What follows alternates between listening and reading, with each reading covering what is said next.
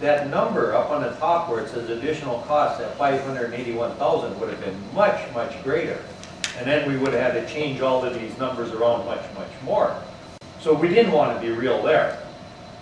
But we want to be real when it comes to overtime budgets.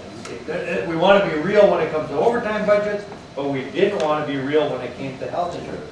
We don't want to be real and put in the amount of levy that it ultimately, and I say ultimately because it isn't, it's a transfer, but to Chris Jensen, we're not going to talk about how much money it's going to cost to keep, in property tax dollars ultimately, to keep Chris Jensen open. We don't have that in here either. We're not going to talk about the fact that we subsidize food, beverage, and lodging next year for $60,000. You know, we're not going to talk about that. We're not going to talk about, when we talk about the out-of-home placement, and we had a $30,000 figure there, we have no control over that. We virtually have no control over it. So let's just take, you know, as long as we're going to do voodoo economics, because that's apparently what I see happening here, as long as we're going to do voodoo economics, let's take the number, whatever it is that we need, and we'll just take it out of home placement. We're going to spend it anyway, but we'll just take it out of there, because that's the way this board is doing things right now. That's what I'm seeing, is that you just need a number. Well, just say, well, we're not going to spend this much money in out-of-home placement, so we're going to save it. Whatever the number is, and you're done for the day. You can all go home. Sure. Steve. Okay, I'm ready to say we're done. We're done for the day. I give up on the 34.5, and let's move on. Take it out of placement. No, we won't. We just won't. It's gone. Yeah, it's gone. Just leave the position. Okay, all we need is $8,000 positions there. So 8,000, you want to just, we have to target anything, or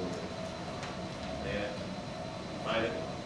Yeah, Mr. Chairman, the idea is to get close. There's a lot of other uncertainty out there. This is a $330 million budget. $8,000 gets lost in pocket. It's pocket lint, is that what I like that? Okay, then we're going to have a balanced budget. The other items to consider is those management comp recommendations, whether or not those will be a part of the budget. Yeah, Mr. Chairman, we had a small amount of money kind of set aside for these, depending on what the results were. This is the study that we've been working on with for department heads since I think the beginning of time, but at least a year and a half. It has come back with a recommendation that the recorder, property management directors are more than 10% below what their salary should be.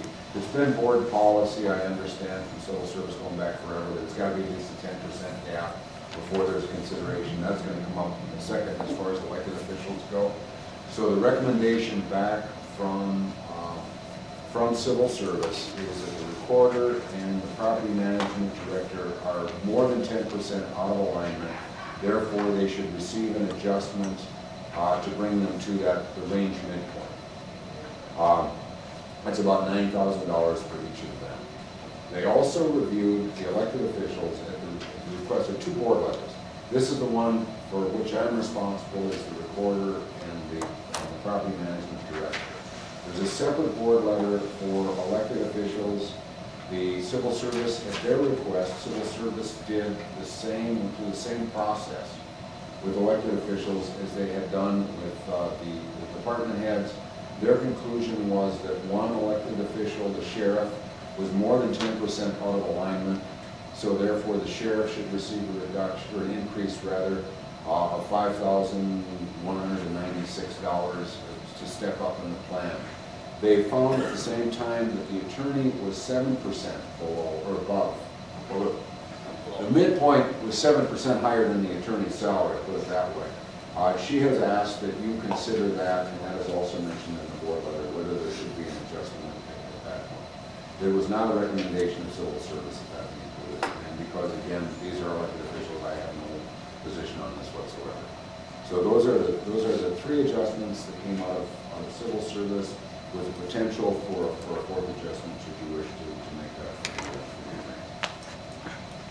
Okay, thank you. Yeah, on the sheriffs, do those elected officials, okay, Go ahead. you want to do something first, Don? No, after you. Okay. Fine. Do all of those elected officials get like, I don't know what you call it, a merit bump each year? In the first 4 years they're elected, okay? First No, 9, That's not correct. okay, can we have some idea, and if that's the case, was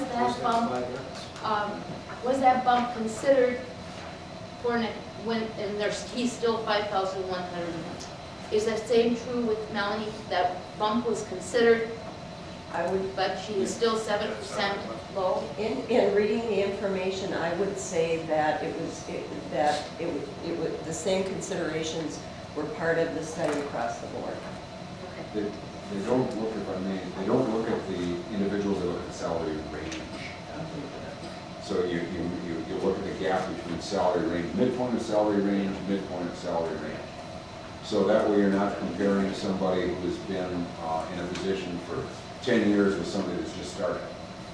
It's where they would both be at an equivalent level of seniority. So that's how they do the comparison. Don? Thank you, It Mr. explains Chair. a little more than the board letter. Just so that the board doesn't feel like, that maybe they might potentially be paying somebody at the market rate.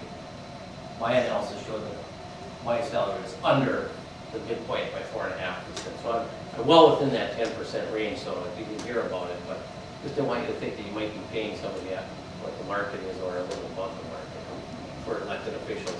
And my understanding, just to address the issue about the merit levels, my understanding, based on reviewing my salary scale, is that the first 4 years of elected officials they get a merit increase or a step increase every year.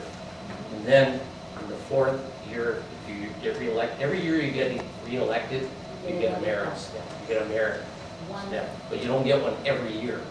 Just every time you get reelected. So it's a little different for elected officials than the regular management level person.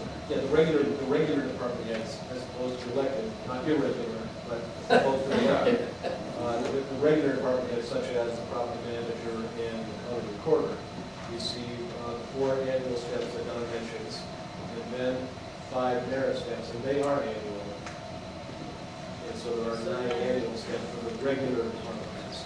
So elected officials lag your department heads in that sense.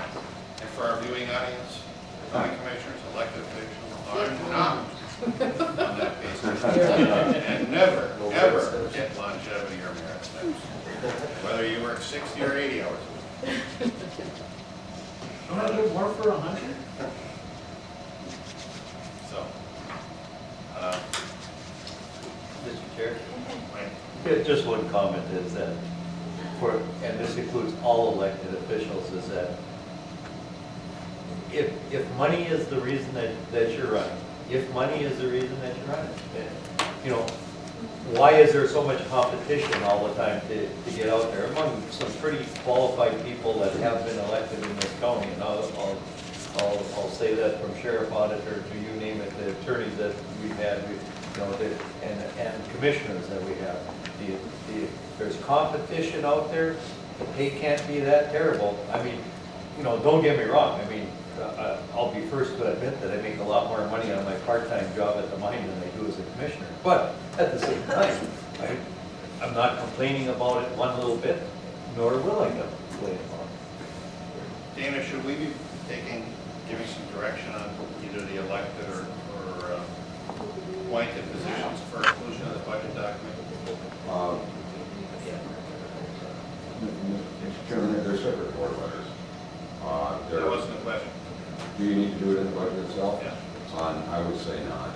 That we had some additional funding in 299 in the compensation section to cover whatever outcome might be.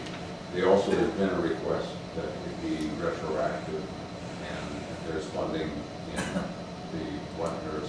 it's an account in administration where we have compensation costs set aside. Most of what's happening here today will go back into that account because that's what we pay for salary settlement is.